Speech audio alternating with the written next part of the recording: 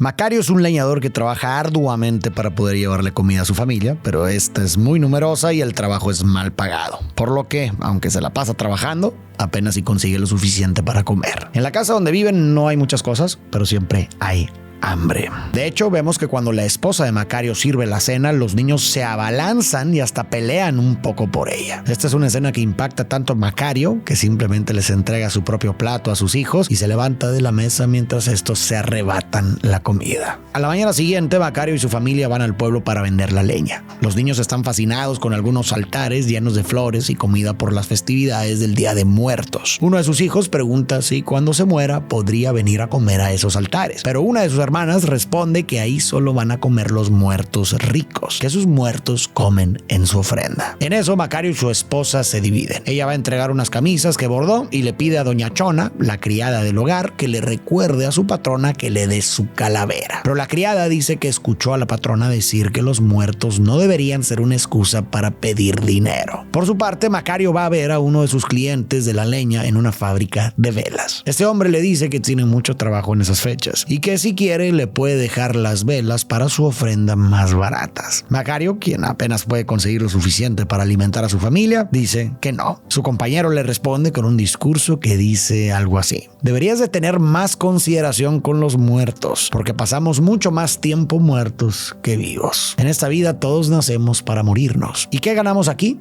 Algunos gustos, y a veces ni eso. Cuando nacemos ya traemos nuestra muerte escondida en el hígado, en el estómago o en el corazón. También puede estar afuera, sentada en algún árbol que todavía no crece, pero que te caerá encima cuando seas viejo. Estas palabras dejan a Macario pensando y angustiado, tanto que cuando uno de sus hijos le muestra una calavera de azúcar, Macario no puede dejar de verla. Después, Macario va a dejar leña a la panadería, donde ve que están horneando guajolotes. Cuando mira la piel rostizada salir del horno, se le hace agua la boca. Después de misa, Macario sigue con atención a un grupo de meseros que llevan varios guajolotes horneados. Enseguida voltea la mirada y al ver a su numerosa familia, agacha la cabeza. Al verlo, su esposa no puede evitar llorar. Por la noche, Macario tiene una pesadilla en donde controla las marionetas de un montón de gente rica comiendo un banquete. Pero llega un punto donde ya no las puede controlar y estas siguen comiendo. Macario despierta de esta pesadilla pidiendo que no se acaben toda la comida. Al día siguiente vemos que Macario va a trabajar como de costumbre, pero cuando llega la hora de la cena, se queda afuera de la casa. Preocupada, su esposa le pregunta si no tiene hambre, a lo que Macario responde que no ha tenido otra cosa durante toda su vida. También menciona que tanto ella como sus hijos se han pasado la vida muriéndose de hambre. Le recuerda los guajolotes que vieron ayer en el pueblo y declara que ya no se seguirá muriendo de hambre poco a poco. Declara que va a morirse de una vez y que no volverá a comer hasta que pueda tragarse un guajolote entero él solo, sin darle a nadie y sin aguantarse el hambre para que otros coman. Mira al horizonte e imagina lo que se sentiría quedar lleno, con el sabor del ave en la boca y sin desear otro pedazo.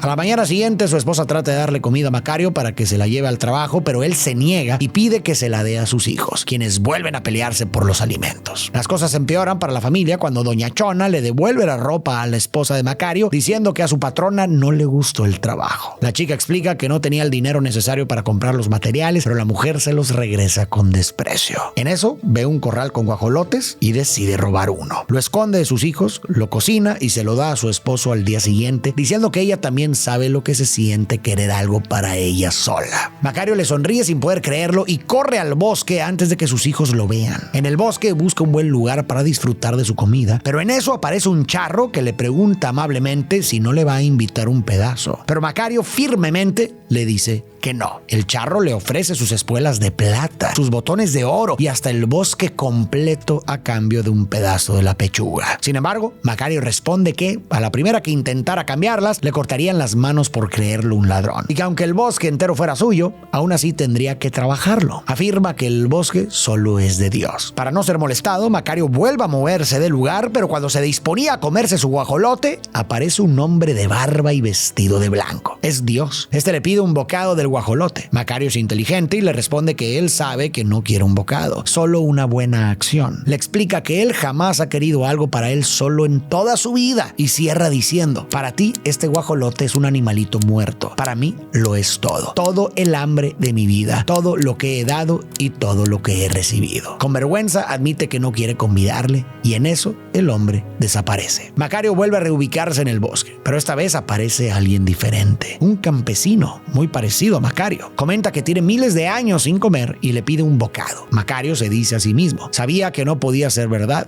Era mucho pedir. Después accede a compartirle la mitad y hasta le invita un poco de agua. Ambos disfrutan del ave hasta dejarla en los huesos y Macario termina con una sonrisa en el rostro. El campesino elogia a la mujer de Macario por lo bien que cocina y conversan. Le cuenta que trata muy poco a los hombres. Cuando está con ellos nunca hay nada para decir ni tiempo para decir nada. Después le pregunta por qué no les convidó a los dos primeros y a él sí. Macario explica que el primero quería ponerle una trampa y que cuando accediera a vender su pavo por el oro, correría lleno de arrepentimiento con su familia. Explica que no le dio a Dios porque él es el dueño de todo y solo quería un buen gesto. Y a él, sabiendo que se trata de la muerte, le dio porque así se tardaría en comer. Y Macario también tendría tiempo para disfrutar de su guajolote antes de morir. Esto hace reír a la muerte, quien termina pasando un buen momento con él. Si ya viste esta película, seguramente sabrás que estos tres personajes con los que se encontró Macario no son cualquier persona. En realidad son representaciones del diablo, Dios y la muerte. Pero lo que se me hace interesante es la forma en la que son representados. Vamos por partes. Primero apareció el diablo. Apareció sobre Macario. De hecho, Macario tuvo que alzar la mirada para poder verlo. Además, vimos que su vestimenta era muy diferente. Llevaba oro, plata y en general estaba vestido de una forma mucho más ostentosa. Todo lo contrario a Macario. Entonces, tanto por la altura como por la ropa, hay una separación muy clara entre los dos. En un momento vas a ver por qué esto es importante. Luego apareció Dios, que si bien no estaba en un lugar más alto que él, sí estaba muy alejado. Entre ellos había como una especie de río seco que los separaba. Y Macario enseguida se dio cuenta de que no era que a Dios le hiciera falta un bocado del guajolote, sino que más bien solo quería ver si el hombre estaba dispuesto a dárselo. Y por último apareció la muerte, pero lo hizo de una forma muy diferente a los otros dos. Para empezar, su vestimenta es muy similar a la de Macario. Lleva guaraches humildes, ropa gastada y un sombrero grande típico de los campesinos. No se aprecia esa diferencia marcada que sí vimos con el diablo o con Dios. Y en cuanto a su posición, fíjate en cómo, a diferencia de los otros dos, la muerte no apareció ni arriba ni lejos. Se presentó cerca,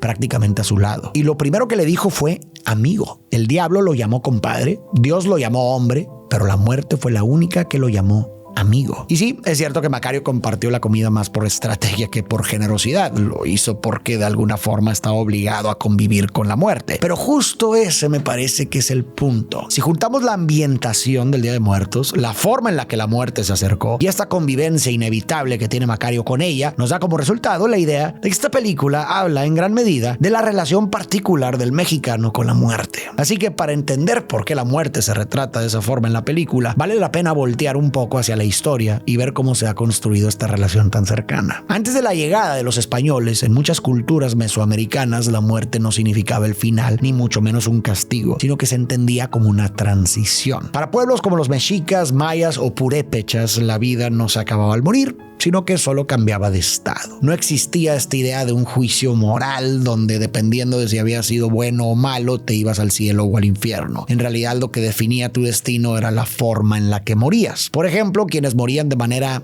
natural emprendían un largo viaje hacia el Mictlán, el inframundo mexica, que más que un lugar de castigo era un espacio de descanso al final de un recorrido difícil. Si la muerte estaba relacionada con el agua, como ahogarse, morir por un rayo o por ciertas enfermedades, el destino era el Tlalocan, el paraíso del dios Tlaloc. Y si eras un guerrero caído en batalla o alguien sacrificado, tu destino era acompañar al sol en su recorrido, formando parte de un plan casi divino. De hecho, también se creía que las mujeres que morían durante el parto compartían ese mismo destino que los guerreros, porque el parto se entendía como una especie de batalla. Además, en algunas tradiciones, este tránsito al otro mundo no se hacía solo, sino que se creía que los xoloscuincles acompañaban a las almas en su camino, ayudándolas a cruzar hacia el más allá. Pero hay algo todavía más importante. Los muertos no desaparecían del todo. seguían existiendo en otro plano, pero mantenían un vínculo con los vivos. Por eso se les recordaba, se les hablaba, se les ofrecía comida y objetos. Era una forma de acompañarlo y también de mantenerlos cerca. De alguna manera, los muertos seguían regresando y los altares, mucho antes de convertirse en lo que hoy conocemos, ya funcionaban como un punto de encuentro entre ambos mundos. Ahora, en Europa la muerte se entendía de una forma muy diferente. Si en las culturas mesoamericanas había cierta continuidad, en la tradición cristiana la muerte era un momento decisivo y lleno de incertidumbre. La vida es vista como una prueba y al morir el alma es juzgada para definir si te espera el cielo, el infierno o el purgatorio. Y esto tiende a generar una relación con la muerte mucho más angustiante.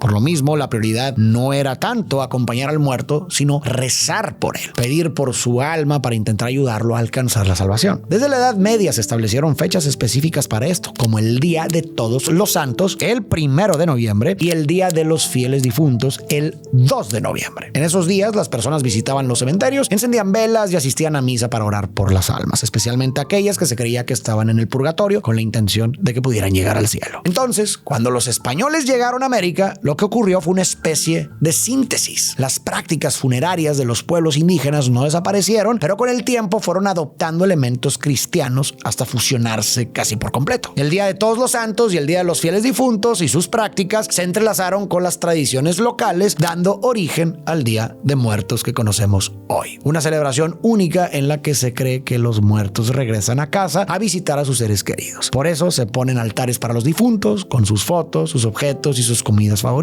Se colocan flores de cempasúchil para guiarlos, se encienden velas, se reza, se hacen misas, escriben calaveritas, etc.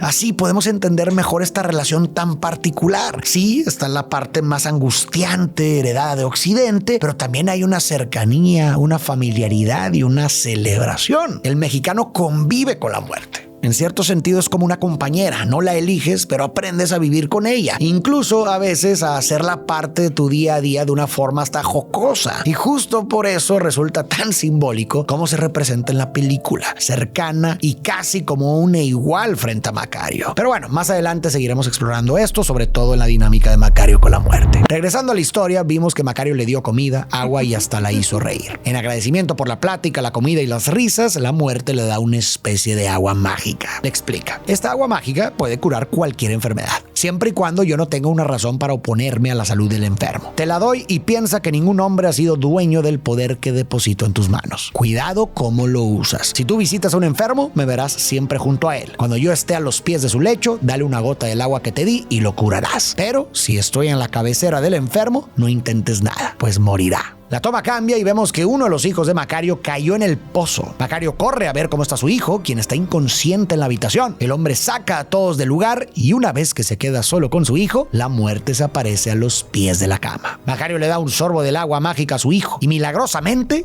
consigue que vuelva a abrir los ojos. Todos corren a abrazarlo mientras Macario ve de cerca el agua, dándose cuenta del poder que ahora tiene en sus manos. Esta noticia se esparce rápido por el pueblo. El panadero también se entera de la noticia, pero Macario prefiere no hablar del tema y se excusa diciendo que solo son chismes. Algunas horas después vemos a un hombre llamado Don Ramiro. Está en la iglesia de rodillas. Le está pidiendo a la Virgen de Guadalupe que salve a su esposa, pues está muy enferma. Pero como ve que las esperanzas son pocas y además escuchó el rumor de Macario, va a buscarlo. Es de madrugada y Don Ramiro le cuenta a Macario que es un hombre muy rico. Dice no creer en patrañas, pero que, pese a todos los tratamientos, ventosas y sanguijuelas, su mujer no mejora. Por eso le pide que la sane a cambio de lo que quiera. Macario va a su casa y al quedarse a solas con la mujer, la muerte aparece a los pies de la cama. Al saber que puede curarla, le asegura a Don Ramiro que vivirá. Cuando este pregunta el precio, Macario responde: ¿en cuánto estima la vida de su mujer? Don Ramiro ofrece 10 onzas de oro, pero Macario lo considera poco y sube a 100. A regañadientes acepta. Tras darle unas gotas, la mujer despierta completamente sana. Sin embargo, Macario decide cobrar solo 10 onzas, diciendo que prefiere su gratitud antes que su enemistad. Don Ramiro paga, pero además de ver un milagro, ve un negocio. Empieza a enviar cartas a conocidos enfermos mientras Macario embotella el agua. Pronto Macario mejora su vida. Compran ropa nueva y esa noche cenan felices, cada uno con su propio guajolote. Al poco tiempo llega el primer cliente, un hombre muy anciano. Don Ramiro advierte que incluso ese remedio tiene límites. Aún así, lo atiende. Cuando Macario se queda solo con él, la muerte aparece de nuevo a los pies de la cama, incluso inclinando la cabeza en complicidad. Macario diluye el agua mágica y contra todo pronóstico, el hombre despierta curado. Así pasan los meses en los que vemos que Macario continúa curando a personas de todo tipo, incluso bebés. Y cuando un hombre pobre trata de pagarle con un guajolote, Macario prefiere regresárselo y no cobrarle nada. Sin embargo, hay ocasiones en las que la muerte se posa en la cabecera y Macario no puede curarlos. Una canción suena de fondo y dice: pero cuando Dios no quiere, de nada sirve el dinero, también el rico se muere. Macario también hace la buena acción de regresarle el dinero a la viuda. Pues aunque el dinero claramente le sirve, sus valores y moral le indican que debe de pensar en las personas. Hay varias cosas interesantes en cómo se ha retratado la muerte en la película que creo que vale la pena mencionar. Por ejemplo, me ha parecido muy interesante cómo la historia muestra la desigualdad económica y social que ya marcaba a la gente desde el virreinato, poco antes de que México se consolidara como un país independiente. Y si bien esto ayuda a darle realismo a la época, creo que también cumple otra función más simbólica de reforzar la idea de la muerte como la gran igualadora. Vemos cómo con Macario han acudido personas de todo tipo, ricos y pobres, y aunque él tenga el agua milagrosa, no todos se salvan. A algunos sí los ha podido curar, pero a otros no, independientemente de quién sean. Aunque Macario parezca tener el poder,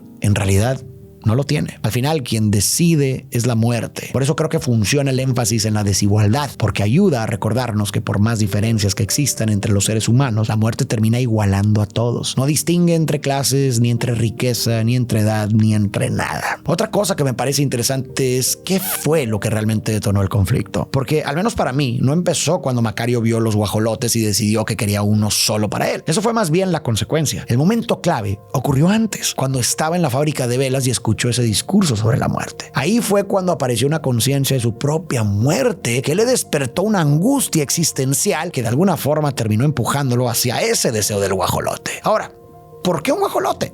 No se trata simplemente de hambre, porque si fuera solo hambre, Macario podría comer cualquier cosa. Las necesidades no discriminan el objeto, pero el deseo sí. Saciar el hambre con cualquier comida es necesidad. Querer saciarla con algo en específico ya es otra cosa. Macario, como él mismo lo dijo, ha tenido hambre toda su vida. Su familia también. Y dentro de esa dinámica siempre han tenido que compartir todo y él ponerse al final. Entonces, cuando apareció esta conciencia de su propia finitud, lo que surgió fue un deseo de experimentar algo que nunca ha tenido. Sentirse verdaderamente saciado, pero en un sentido más profundo, existencial. El guajolote es un símbolo de abundancia, de lujo, de algo completamente fuera de su realidad. Y además, por primera vez, es solo para él. De alguna forma, ese guajolote representa una plenitud y completud que Macario nunca ha experimentado en toda su vida. Al final, Macario gana tanto dinero que se muda a una casa e incluso compra muebles nuevos. Sin embargo, dos cosas rompen esta buena racha. El médico del pueblo, celoso y sin clientes, denuncia a Macario ante la Inquisición por brujería. Además, sus frascos de agua mágica comienzan a acabarse. Esa noche, una fuerte tormenta azota el pueblo y los hijos de Macario, asustados, duermen con sus padres. Mientras tanto, la Inquisición debate su destino. El gobernador y el sacerdote se oponen, pues no hay pruebas, y Macario ha beneficiado al pueblo. Pero las órdenes del Santo Oficio prevalecen. Será capturado en silencio. Al día siguiente, inquieto, Macario le da a su esposa una botella y le pide que la cuide. Ella insiste en saber su secreto, pero él evade la respuesta y solo le pide que cuide a sus hijos y el hogar. Antes de despedirse, su esposa le propone regresar a su antigua casa, idea que deja a Macario pensativo. Poco después, al salir, es arrestado. Los soldados irrumpen en su casa, destruyen todo, incluso las últimas botellas de agua mágica. Macario es llevado ante la Santa Inquisición, donde lo amenazan con tortura si no confiesa. Él responde con evasivas, diciendo que aprendió en el monte y que fue Dios quien le dio ese don.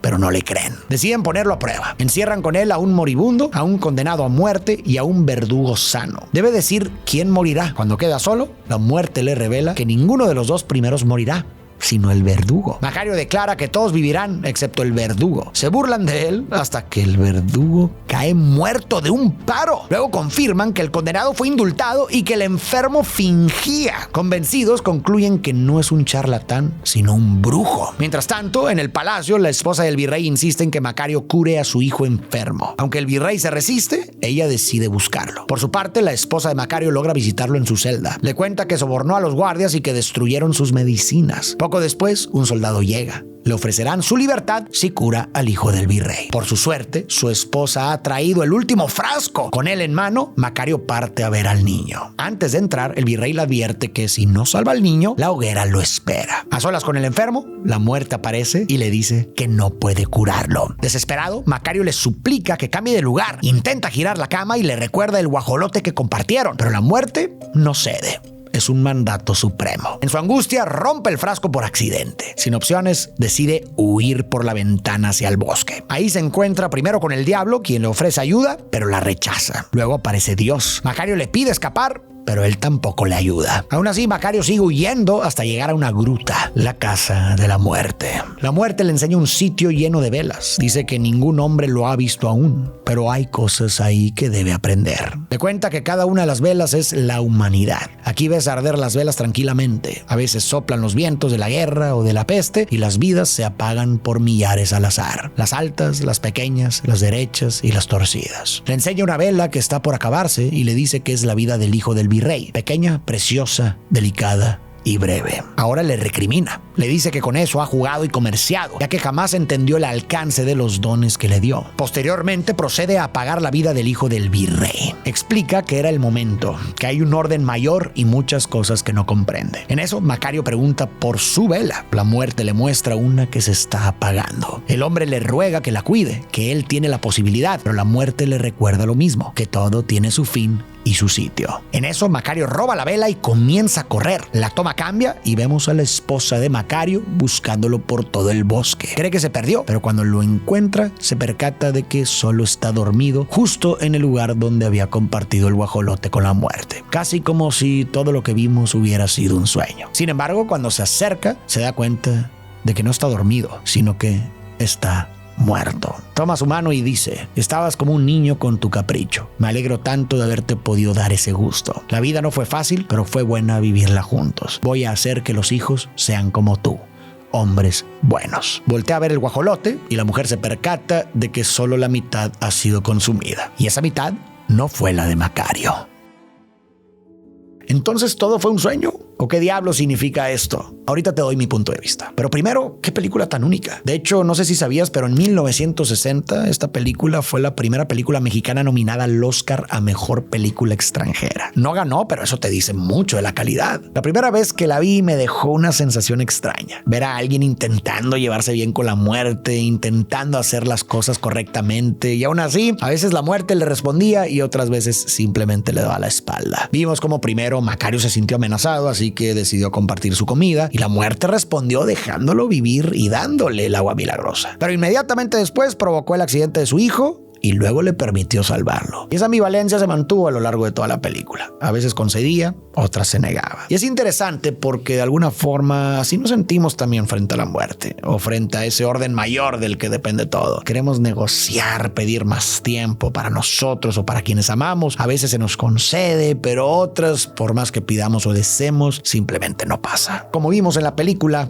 la vida no está bajo nuestro control. Está sujeta a algo más grande que nosotros y no hay mucho que podamos hacer más que aceptarlo. Antes hablaba de esta relación ambivalente del mexicano con la muerte. Por un lado angustia, pero por otro cercanía, familiaridad y hasta complicidad. Y sí, la muerte es ambivalente. Nos quita lo que más amamos, hace que el tiempo sea limitado, nos obliga a despedirnos de las personas, de las cosas, incluso de nuestra propia vida. Y claro, eso puede angustiar, pero al mismo tiempo es precisamente porque nada es para siempre que las cosas importan. Si no perdiéramos nada, ¿cómo sabríamos que es valioso? Amamos, disfrutamos, creamos y nos movemos porque sabemos que no tenemos toda la eternidad para hacerlo. Lo apreciamos porque en el fondo sabemos implícitamente que un día se puede terminar. Sin embargo, en nuestra época, sobre todo en Occidente, la relación con la muerte parece volverse cada vez más lejana, incluso dentro de la vida citadina de nuestro propio México. La muerte se ha estado convirtiendo en un tabú al nivel del sexo. Se saca de los espacios públicos y de las conversaciones, pasa de ser un fenómeno social, familiar y compartido a volverse algo cada vez más privado. El muerto muere solo. El duelo se reduce a ciertos días y horarios y el doliente oculta su dolor detrás de unos lentes. No lo vayan a ver poder llorar. Y después el tema desaparece. No vaya a ser que incomodes a los demás. Pero por más que tratemos de alejarla y ocultarla, nunca vamos a poder escapar de ella. Y quizá en lugar de alejarla, vale la pena mantenerla cerca. Porque justo ahí podría haber un motivo para vivir mejor, para hacer algo con el tiempo que sí tenemos. Las palabras del esposo de Macario al final me conmovieron mucho. La vida no fue fácil, pero fue buena vivirla juntos. Voy a hacer que nuestros hijos sean como tú, buenos hombres. Macario logró trascender la muerte por la forma en la que vivió. Fue un buen hombre, un buen esposo y un buen padre. Ayudó a otros cuando pudo, incluso cuando no tenían dinero. Fue honesto, dio lo que estaba en sus manos y dejó huella. Tal vez no podamos evitar la muerte, pero sí podemos dejar algo de nosotros en quienes vienen después. Ahora, sobre el final, parece que todo fue un sueño y Macario ni siquiera alcanzó a comerse el guajolote que tanto deseó. A la muerte no le importan nuestros planes. Los que murieron hoy tenían planes para mañana y ya no están. Y quizás ahí hay una reflexión que se puede sacar. No te esperes. No tienes que llegar a cierto lugar para empezar a vivir. A veces vivimos con la idea de que la felicidad está en lo que sigue, en el siguiente logro, en el siguiente momento, en la siguiente cosa, en el siguiente viaje, en el siguiente destino. Y por eso vivimos ausentes. Estamos, pero no estamos. Y mientras tanto, la vida pasa. Si la muerte puede llegar en cualquier momento, al menos que nos encuentre viviendo. Poco se nos enseña sobre cómo morir. Y tal vez aprender a morir no es otra cosa que vivir con la muerte presente. No desde el miedo, sino desde la conciencia. Recordar el pasado sabiamente, valorar el presente, no desperdiciar el tiempo en lo que no importa y perseguir algo que para nosotros realmente tenga significado.